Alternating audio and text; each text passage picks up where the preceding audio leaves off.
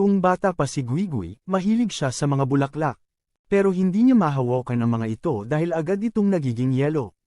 Sinabi ng kanyang ina na dapat niyang pahalagahan ang mga bulaklak gamit lamang ang kanyang mga mata. Sa kanilang pagtingin sa bulaklak, may mga tao ang nakakita sa kanila. Ang mga taong nakakakita sa kanya ay tinawag siyang mangkukulam at binato siya. Sabay dumating ang mga bata na gusto sana niyang maging kaibigan kaso may mga dala itong pamalo. Sinabi ng mga ito na bumalik na lang daw ito sa bundok. Sa bundok ng Chonsan, ginamaw ng kanyang ina ang kanyang mga sugat at sinabi na kailangan nilang umalis kinabukasan. Nagtaka si Guigui kung bakit sila ang kailangang umalis, sila naman ang nasaktan. Hindi maintindihan ng batang si Guigui kung bakit kailangan niyang magtago, kung bakit hindi niya mahawakan ang mga bulaklak, magkaroon ng mga kaibigan, o umiyak man lang. Nagsimulang yumanig ang kuweba, at agad naman niyang inakit ang kanyang anak upang umabas. Habang lumalabas sila, isang grupo ng mga mandirigma ang naghihintay sa kanila.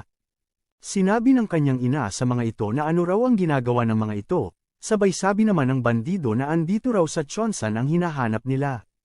Sabay pinatabi na nga ng kanyang ina ang anak nito. Nagsimula ang labanan habang pinapanood ito ni Guigui, at malubhang nasugatan ang kanyang ina. Maraming palaso ang nakatusok sa kanyang katawan. Sinabi niya sa kanyang anak na mabuhay raw ito at isang araw, makakahanap siya ng taong mamahalin niya. Habang bumabagsak siya sa mga bisig ng kanyang anak, sinubukan ng lalaking sumalakay kanina na patayin si Guigui. Pero nagising ang kanyang kapangyarihan at pinatay niya ang lahat ng nasa paligid. Mula noon, gumawa siya ng maraming kasalanan at naging isang multo ng nyebe. Hanggang sa nakilala niya ang lalaking iyon, ang nag-iisang nakapagpabilis ng tibok ng kanyang puso. Ito pala ang ating bida noon. Habang naglalakad, nilapitan niya si Soma na ngayon ay isang nagyayelong popsicle. Patuloy niyang sinabi na may nakita siyang katulad niya kay Soma, na parang anak siya ni Billy. Ginamit ng pangunahing tauhan ang kanyang lakas para basagin ang yelo at handa ng makipaglaban. Pero pinigilan siya ng matandang babae at sinabing walang dahilan para makipaglaban. Natunaw na ng yelo kay Soma at nagsimulang mawala sa hangin ng dahan-dahan ang babae. Sinabi niya na marami sigurong katanungan ang ating bida, pero sinabi nito na malalaman rin daw ni Soma ang mga ito. Pagkatapos, nalaman natin na ang lahat ng ito ay pakikipaglaban sa isang puppet. Ang tunay na Guigui ay hindi pa nagpapakita. Kaya, kinokontrol niya ang isang puppet na kumokontrol naman sa isa pang puppet na kumokontrol sa maraming puppet. Nagsimula siyang tawaging scammer at sinabing hindi niya ito mapapatawad sa buong buhay niya. Pero 10 yuan ay 10 yuan kaya pinatawad niya ito.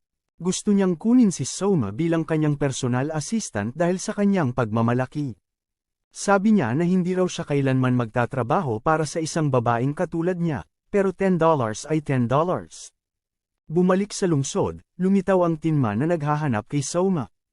Ang gwapong lalaki ay nakaupo lang sa kanyang pwesto nang biglang may nagtanong kung siya raw ba yon. Napatingin naman ito sa nagsalita, sabay sinabi ni Guangma na siya raw ba ang errand boy ng huwakgal na si Soma. Ang gwapong lalaki ay nagsabi na nasa kabila lang siya, pero dahil wala siya roon sa sandaling yon, sinabi ni Guangma na ihatid niya ang mensahe. Ang ika-6 na kinatawan ng Fortress Maryong ay naghahanap sa kanya. Pagkatapos, tumayo ang gwapong lalaki at naglaho. Pagkatapos ay lumitaw ulit na may hawak na espada na nakatusok sa gilid ni Guangma. Hindi inaasahan yon. Alam ng pretty boy kung paano lumaban, pero ang espada niya ay hindi nakatusok sa kanya at dumaan lang sa ilalim ng kanyang kilikili. Ginamit ni Guangma ang kanyang nakakalasong aura para patumbahin ang gwapong lalaki, pero nakayanan pa rin itong tumayo. Kaya napasabi na lang si Guangma na hindi raw isang ordinaryong tao si pretty boy. Sabay bigla nga itong nagseryoso. Ang Steel Dragon Sword ay isa sa mga pinakamahusay na estilo ng martial arts sa mundo. Nagre-resulta ito sa nakamamatay na mga hiwa at isang hindi matatalo na diskarte na halos palaging nagsisiguro ng tagumpay. Gayunpaman, ito ay isang mahiwagang sining na matututunan lamang kung ang katawan ng gumagamit ay nakakatugon sa 3 tiyak na mga kinakailangan. Maliban sa lumikha na nakakaputol ng kidlat, walang sino man ang tunay na nagmaster ng martial art na ito. Sa lugar ng Gangnam, kung saan makikita ang mapayapang pamumuhay ng mga ito, isa sa 5 pinakamayamang pamilya na kilala bilang Hari ng Ginto o mas kilala rin bilang Omansang ng Gangnam Shulman Guild, ay may isang anak na lalaki. Naging ama siya sa mas matandang edad, pero mahal na mahal niya ang kanyang anak. Gayunpaman, halos hindi mabuhay ang bata. Ginamit ng hari ang kanyang kayamanan para makakuha ng mga gamot sa sandaling ipanganak siya. Uminom siya ng espiritual na gamot na nakakakita ng espiritu sa kanyang unang kaarawan. Kumain siya ng 1,000 taong gulang na ginseng at patuloy ang kanyang buhay. Noong naging 3 taong gulang na siya, kumain siya ng 100 taon ng bulbous herb galing sa White Mountain. Nang naging 7 taon naman siya, kumain naman siya ng red bamboo at ang snow lotus. Tapos kumain din siya ng red grapes na kayang pabalaykin ng patay sa lupa noong 10 taon na siya. Ang lahat ng gamot na kanyang kinain ay nagkakahalaga na ng presyo ng kanilang kastilyo. Sa kanyang pagkabata, uminom siya ng maraming mamahaling gamot hanggang sa araw na ang kanyang ama na kilala bilang pinakamayamang tao sa mundo, ay nagka-bankrupt sa kanyang 15 kaarawan. Uminom siya ng fire pill at ice pill na 1 taon na ng edad. Ang kanyang katawan ay naging napakainit kaya tumakbo siya upang lumabas at pumunta ng lawa. Sa kanyang ginawa na pagpunta ng lawa, natuyo ang lawa, at pagkatapos ay naging napakalamig na nagyelo ito. Tapos lumabas ang napakagwapong nilalang sa nagyayelong lawa, agad naman nagsisugod ang mga tao upang sirain ang yelo. Sa kanilang bahay ang mag-ama ay nag-uusap ng team at pinag-uusapan nila ang kanipang katayuan nang biglang may damatin. Si Mansang ay pumunta sa kanyang bahay at sinabi sa ama ng bata na may perpektong balanse siya ng yin at yang, sabay umalis na rin ang gwapong lalaki habang pinagmamasdan siya ng dalawa. Nakita ni Mansang ang katawan ng gwapong lalaki na mayroong balansing katawan ng yin at yang pero ang kanyang pagsasanay ay napakahirap na baka mamatay siya. Pagkatapos, sumapit ang dilim sa tuktok ng isang bundok. Sinabi niya na sa 10 taong nahulog doon, isa lang ang nakaligtas. Ang problema ay masama ang kapalaran niya dahil 8 tao na ang nahulog at lahat ay namatay na dahil sa sipa sa puwet. Ipinadala siya bilang pangsyam, at nakaligtas siya. Nagsimula na siyang mag-training. Ang binatang naglaan ng buong buhay niya sa pag-inom ng elixir ay nakarating sa ibang antas ng lakas. Sa isang pag-atake, naputol niya ang braso ng lalaking tanso. Pagkatapos ay hiniwa niya ito sa leeg. Pero lahat ng ito ay masyadong madali. Ang lahat pala ng nangyayari ay isang ilusyon lang na gawa ni Gangma.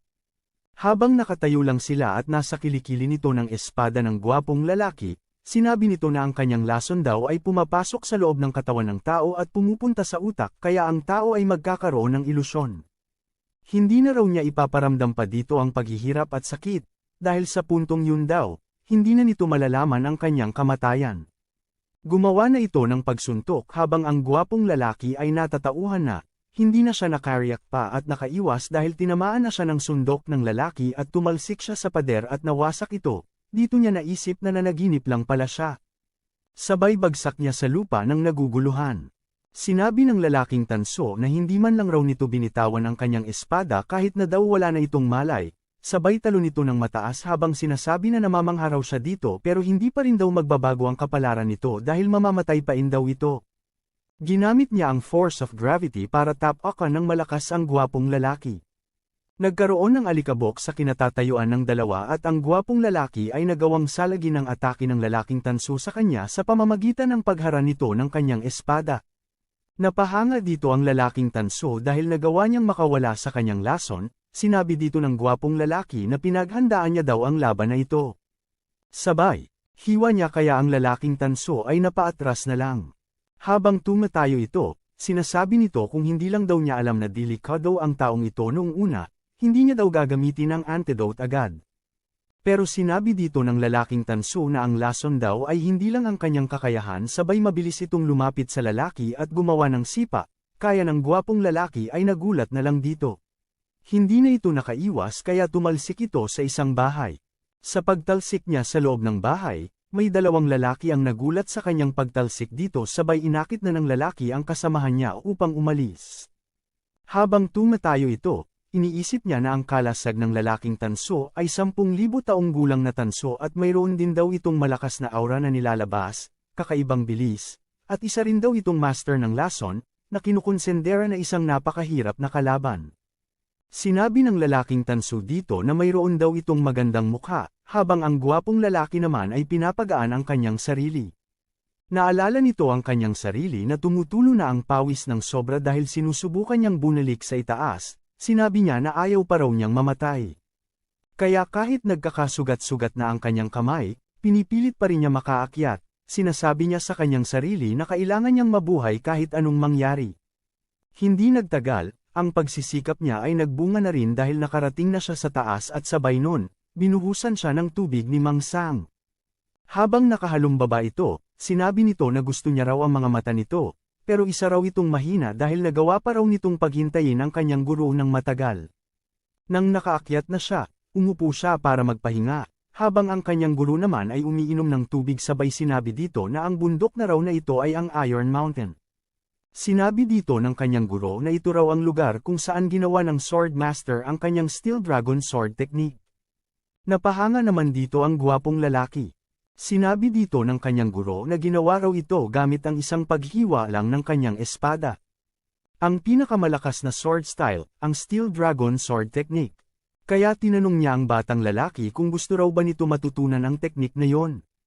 Agad naman pumayag ang gwapong lalaki. Sinabi ni Mang Sang dito na mayroon daw itong 9 na galaw na ituturo sa kanya. Pero kung hindi naman daw nito mamaster ang 3 pataas, hindi niya raw magagamit ang teknik na yon.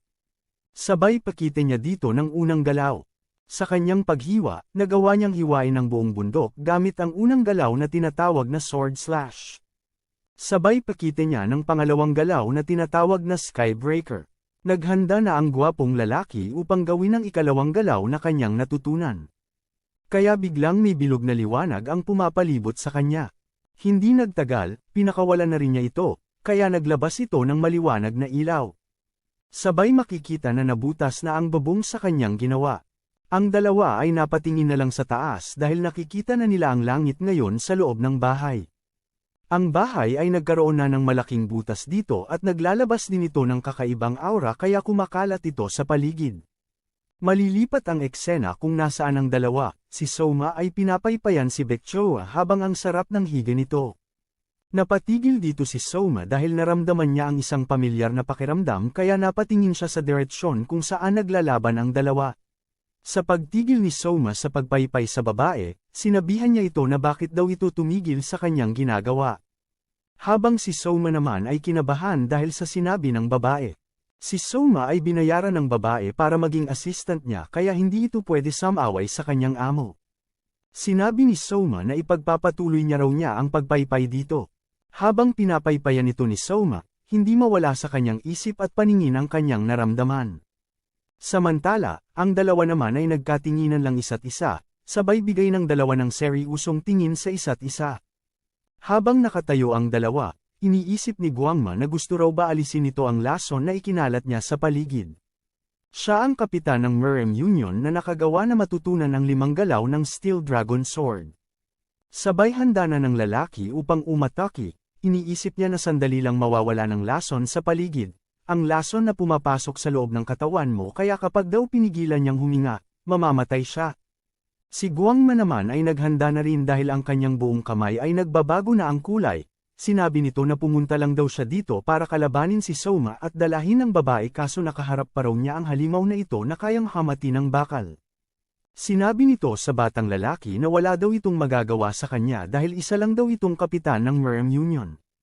Samantala, iniisip ni Guwapo na malulugi daw siya kapag pinatagal pa niya ang laban sabay tumalo na ito ng malakas pasugad kaya ang sahig ay nawasak. Sa kanyang pagsugod, gumawa siya ng maraming pahiwa kaya ang mga kahoy na tumalsik galing sa sahig ay nahiwa sa madaming peraso habang ang armor naman ni Guangma ay nagkaroon ng mga hiwa kaso hindi ito nasira. Nagawa ni Guangma harangan ang atake na ginawa sa kanya ng lalaki. Habang ang gwapong lalaki naman ay nagpatuloy pa rin sa kanyang ginagawang atake at hindi ito tumitigil. Habang nagbibigay ito ng atake, iniisip nito na hanggang na kay Guangma daw ang balutin nito. Hindi raw ito nag-aalala na depensahan ang kanyang sarili. Sabay lukso nito kaya bigla na lang ito nawala sa harap ni Guangma. Makikita nga na gumawa na ito ng pagsaksak kaso nagawang hawakan ni Guangma ng espada nito. Sinabi dito ni Guangma na mayroon daw itong maliit na talento sabay was-iwas niya dito para ihampas sa sahig. Ang ulo ng gwapong lalaki ang unang tumama sa sahig, sabay hindi na rin pinalampas pa ni Guangma ang pagkakataon dahil sinugod na rin niya ito. Binigyan niya ito ng malakas na suntok kaya ang sahig ay nawasak. Habang ang lalaki naman ay nagawang iwasan ang atake ni Guangma. Sa kanyang pag-atres, nagbigay naman dito si Guangma ng malakas na sipa kaya nagulat na lang ito. Sabay tumalsik ito palabas ng bahay at nawasak din ang dingding ng bahay sa lakas ng sipa na ginawa ni Guangma. Sa lakas ng pagkakatalsik niya, nagawa niyang gawing sangkalan ang kanyang espada upang mapatigil ang kanyang sarili sa pagtalsik ng malayo. Hindi nagtagal, nagawa na rin niyang huminto. Lumabas dito si Guangma at sinabi na isang mahina lang naman daw pala ang kapitan ng Merem Union, sana raw naman hindi pa yon ang tunay niyang lakas. Sabay sugod niya dito ng mabilis kaso nagawang pigilan ng lalaki ang kanyang suntok gamit ang kanyang espada. Tinanong ito ni Guangma kung mayroon pa raw ba itong ibang galaw. Habang ang lalaki naman ay hirap na sa kanyang kalagayan. Iniisip niya na kapag daw nagdagdag pa ng lakas si Guangma sa kanyang kamao, masisira na raw ang kanyang espada, pero hindi naman daw yun ang mahalaga sa kanya, sabay bigay nito ng isang malakas na uppercut. Kaya ang armor mask ni Guangma ay tumalsik sa ginawang suntok ng lalaki. Habang nakataas pa ang ulo ni Guangma, tinanong nito ang batang lalaki kung yun na raw ba ang kanyang makakaya, napakahina naman daw ng ginawa nito sa kanya. Sabay gamit nito ng kanyang kakayahan na tinatawag na Demon Emperor Binding Grasp. Ang batang lalaki ay nagawang iwasan ang atake ni Guangma sa pamamagitan ng pagbaba ng ulo nito. Ang ataking ginawa ni Guangma ay tumalsik sa puno kaya biglang sumabog ang puno. Tinanong nito ang lalaki kung hanggang kailan daw kaya nito magagawang iwasan ang kanyang mga pag-atake. Sabay bigay nito ng malakas na suntok sa tagiliran ng lalaki, kaya ang gwapong lalaki ay napatalsik na lang sa lakas ng suntok. Ang suntok na ginawa ni Guangma ay nagawang mapasukan ng dugo ang lalaki at nabali pa ang mga ribs nito. Sa kanyang pagtilapon, kasabay niyang nawasak ang puno sa isang tabi. Bago pa bumagsak ng tuluyan ang puno, tumama muna siya dito kaya napatigil siya sa kabak ng puno ng nakahiga. Ang gwapong lalaki ay hirap na sa kanyang katayuan habang si Guangma naman ay naglalakad palapit dito habang naglalabas ng lila na lason. Sinabi nito na ang kanyang lila na usok raw ay tinatawag na firebone poison o corpse poison. Ito raw ay isang nakamamatay na lason na sumisipsip ng iyong sigla. Sambit pa niya na kapag ang maliliit na nilalang ay nalalanta at namamatay ng ganito, sino kaya ang makakaligtas? Ang kanyang lason raw ay kayang palibutan ng buong Huakgal, ang mga hindi raw makakaalam kita nito ay mamamatay. Habang nakasandal ang lalaki sa putol na puno, tinanong ito ni Guangma kung ano na raw ang gagawin nito ngayon. Tumayo na ng dahan-dahan ang lalaki at sinabi nito na ang kanyang paghahanda raw ay tapos na, oras na raw para tapusin ang laban.